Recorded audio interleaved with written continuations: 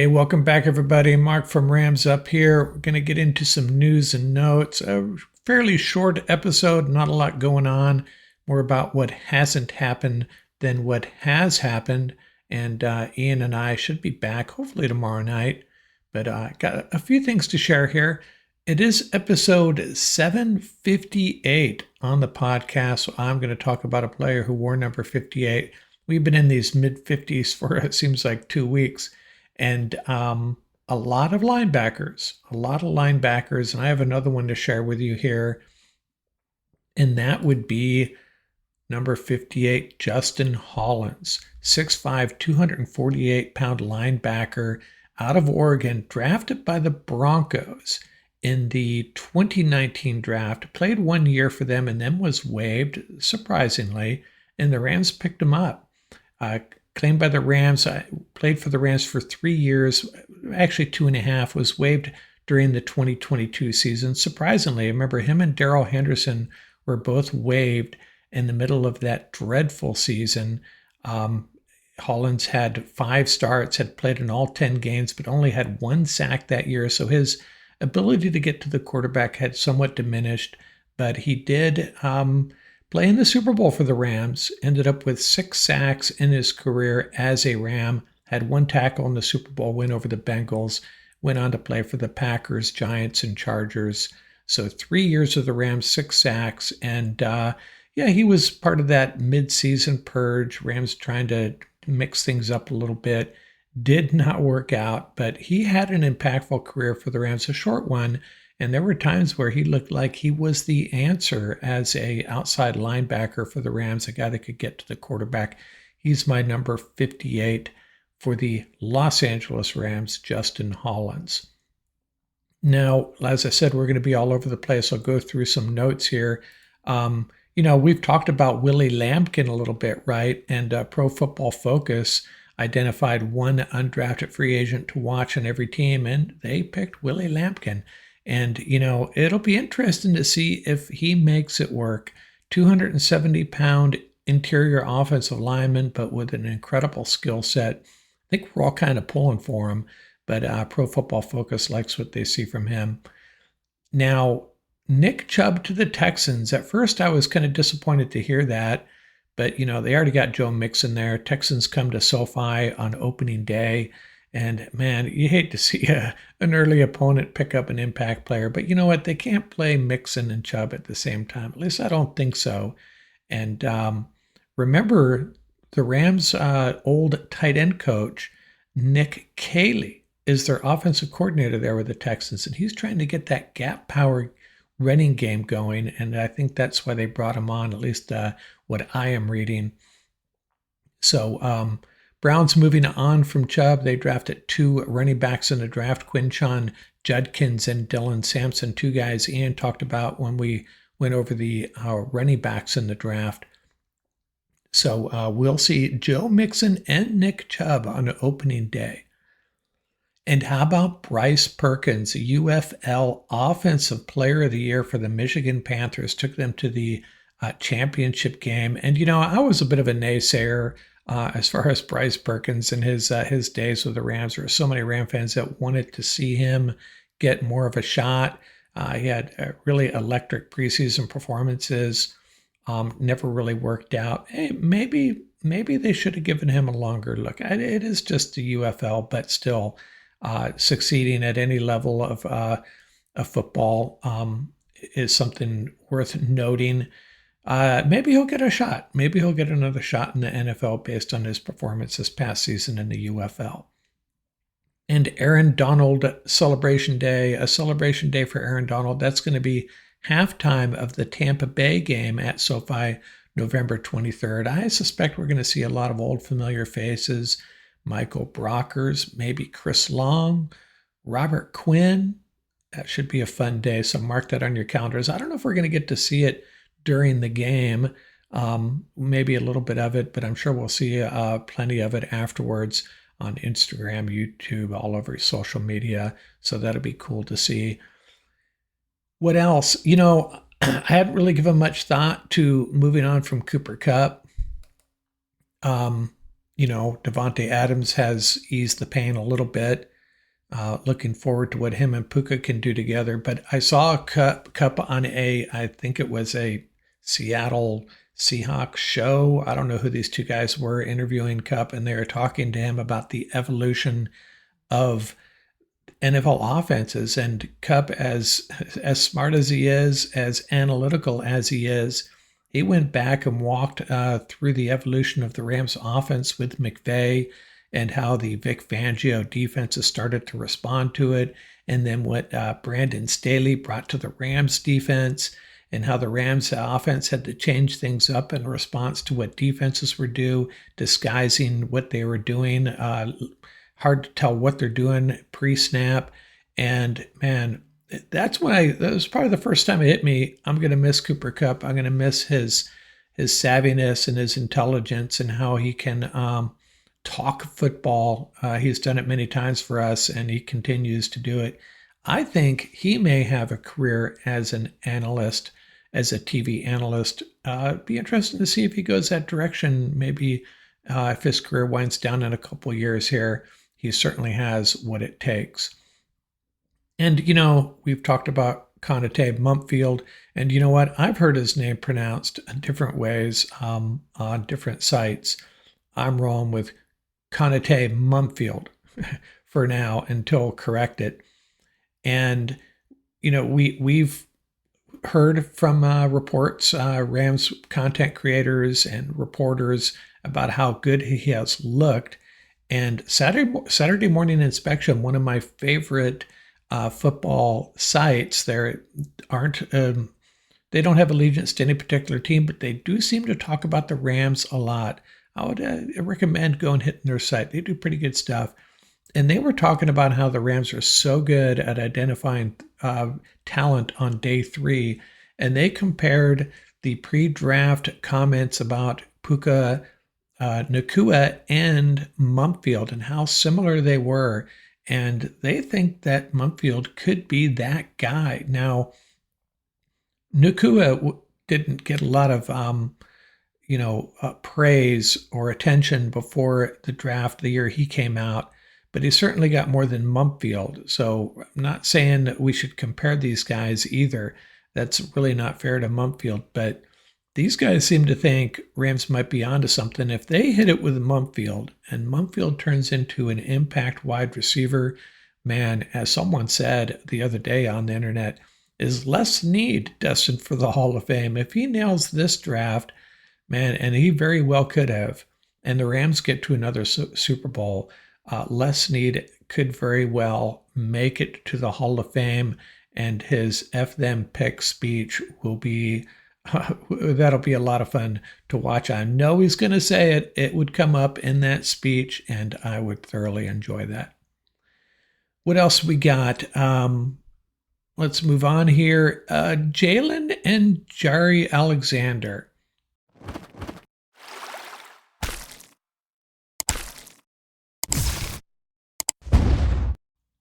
And when I said earlier, it's more about what hasn't happened than what has happened. Sean McVay made a comment that someone asked him about Jarry Alexander, and I think his comment was, I don't think that's the direction we're going to go. Now, Jared Dublin of CBS Sports thinks that he would be a great fit for the Rams. Cobie, Durant, Darius Williams, Akilla Witherspoon, any one of these guys could move inside and have Alexander as your number one corner. The problem is he has not been healthy. He's missed a lot of games. He gave up 3 touchdowns last year, which is not a good stat for a CB1, especially a guy you're going to sign for $15 million or whatever. And then there's Ramsey. The problem with Ramsey is you're going to give up some draft capital and probably more money to bring him on. So it remains to be seen what they do. Of course, Ramsey is probably maybe more what the Rams need. If Alexander is not going to be able to carry the load as a CB1, would you rather have a guy like Ramsey who can play inside the star position and handle the run game better? I don't know. And one day I'm thinking Alexander is a CB1. That's what we need. Another day, keep Witherspoon and Durant and D. Will as your primary cornerbacks and let Ramsey roam the middle like he did that Super Bowl year. We'll see. I have a feeling, I really suspect it as this was all unfolding the last few days with Ramsey and Alexander, that maybe that's why the Rams passed on cornerback in the draft, because they knew one of these guys was on their radar.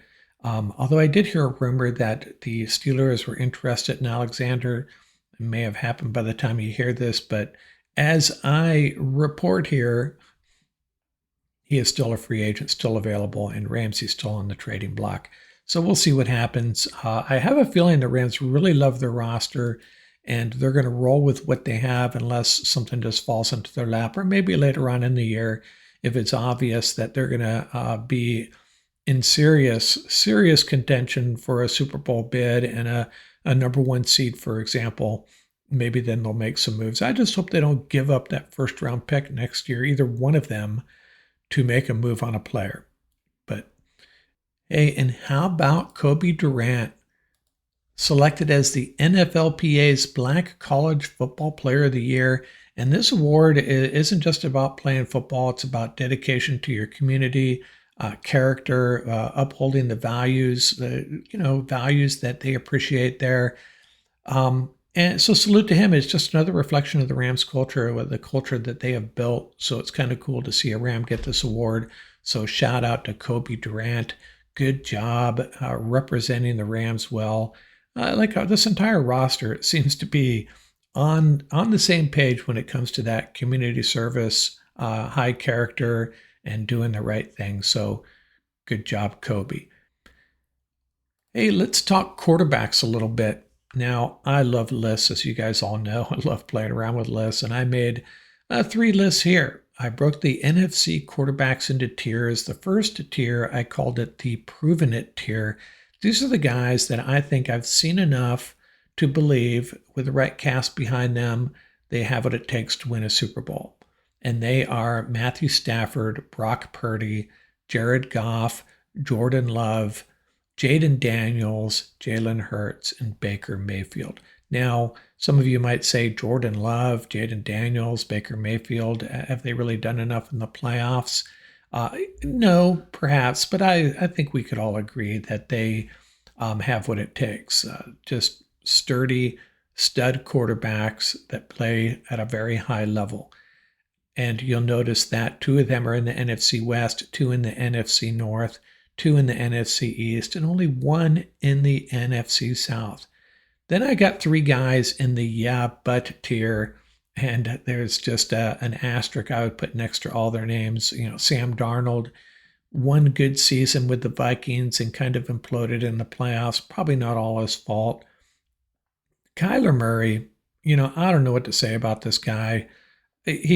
Has he proven it? Yeah, on one day he has, and another day not so much.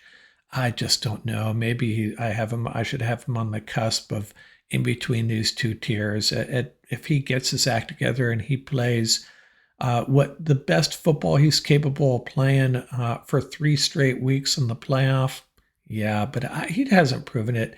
In my mind, he hasn't proven that he can do that. And then there's Russell Wilson. Obviously, he's proven it, but where he is now in his career, I'm just not feeling it. I think his play has been on the decline for a few years now, and that's my story, and I'm sticking to it. And Dak Prescott, I kind of put him in that same category as Kyler Murray. Come playoff time, really, do you think have you seen enough of him? Has he proven to you that he can put it together in the playoffs for a Super Bowl run? And I just, that's why I have him in the yeah, but tier. Yeah, maybe, but yeah, pump the brakes on that. And then we have the we'll see it tier. And these are the 5 guys that we just haven't seen enough of. All young quarterbacks. Caleb Williams in his second year. J.J. McCarthy, technically a second year, but out all last year with the injury. Michael Penix, I have high hopes for him. The Falcons should. Tyler Shugg with the Saints, who knows? And then Bryce Young, he was on the upswing late last year. And you'll notice that all the other 3 NFC South quarterbacks are all in this bottom tier, the will see it tier. And by the way, the order I have within these tiers is fairly random. Actually, what I tried to do in the prove it tier was break them up by division. So I'm not trying to imply that Stafford is the number one quarterback in the NFC, even though he is. I don't, the order is really somewhat arbitrary here. And I also saw something on, I think it was Pro Football Focus. No, where did I see it? I don't know where I saw it, that the most underrated quarterback in the league was Matthew Stafford, and I would agree with that. If you protect him, lights out. And I also saw an article, sticking to the quarterback theme here, that the Steelers really made a hard run at him, and Stafford just decided it was I think the money was fine. It was a lot of money, but turned them down and said, you know what, I want to chase the Super Bowl in Los Angeles, but the details of that contract are out, and the Steelers were all in on Matthew Stafford. And one last thing on quarterbacks. The Rams have perhaps the best backup quarterback in the league. Cody Benjamin of CBS Sports wrote an article on this, and he identified the teams that are set at quarterback, and he had the Rams at number one. Jimmy G has the number one backup quarterback, of 43 wins, 21 loss record. I know, Mina, wins losses are not a quarterback stat. I beg to differ. I think they are, because I'm talking about wins and losses associated with a quarterback. Therefore, it is a stat, whether you like it or not. And I love Mina Kimes, but I disagree with her on that. He's played in 2 NFC championship games and a Super Bowl. Other NFC backups they had Tanner McGee of the Eagles as the 5th best backup quarterback. And what I did here is I just focused on, I'm only going to speak to the ones that are NFC contenders just for fun here, kind of sticking to the NFC theme. Tanner McGee 1-0, but Cody's argument was that the Eagles have proven they can win a Super Bowl with a backup quarterback being Nick Foles, but I don't know. I don't really see the logic there. But he has liked what he's seen from Tanner McGee. I couldn't tell you squat about Tanner McGee, just quoting Cody here. And he had the 7th best backup as Malik Willis of the Packers. Man, he stepped in for Jordan Love, 3 wins, 2 losses. It was really surprising. Remember, he looked really good. And then the Commanders, Marcus Mariota, even though he's got a losing record, Mariota with the Commanders, what I like about him is that he can do a little bit of damage with his legs, and I think that's what you want in a backup. Maybe not the Rams. I don't think Sean McVay is interested in that. I think that's one of the reasons they moved away from Carson Wentz, because they wanted someone who can just roll with the same offense and stay on schedule, and Jimmy G fits that better than Carson. Now, Marcus Mariota, though, if you're looking for a quarterback, come off the bench and extend plays, create off schedule, Mariota is a guy that can do that, and a guy with tons of experience too. So he was their 7th best backup. Commanders was Marcus Mariota with the Commanders was the 8th best. Malik Willis with the Packers was the 7th. And they have the 9th best, the 49ers, Mac Jones, another guy with some experience, a losing record though, 20 wins, 29 losses. He was there with the Patriots when they were going downhill, so can't put too much stake into that. But he's another guy I think that fits a McVay Shanahan offense, that can stay in the pocket and stay on schedule and make the throws. And then the number 10 backup, and I didn't really feel this, even though I was a big fan of Sam Howell. My special assistant and I both thought he would be a good add to the Rams. The Rams tried to trade for him actually before the Seahawks grabbed him. So they did. Sean McVay did like what he had seen from Sam Howell up to that point in college, and the brief appearances with Washington. But since then, I don't know, man. He takes a lot of sacks. I don't really understand this number 10 ranking, but unless you see the entire rankings, it's hard to make an assessment. But they have him as the number 10 backup in the league with the Vikings. He has a 5-win, 13 5 wins, 13 losses on his career. So enough about quarterbacks. Enough from Rams Up for this episode. That's all I got. Ian and I will be back hopefully tomorrow night. Please like these videos, subscribe to the podcast, follow, all that good stuff. Really appreciate it. Out here from Rams Up.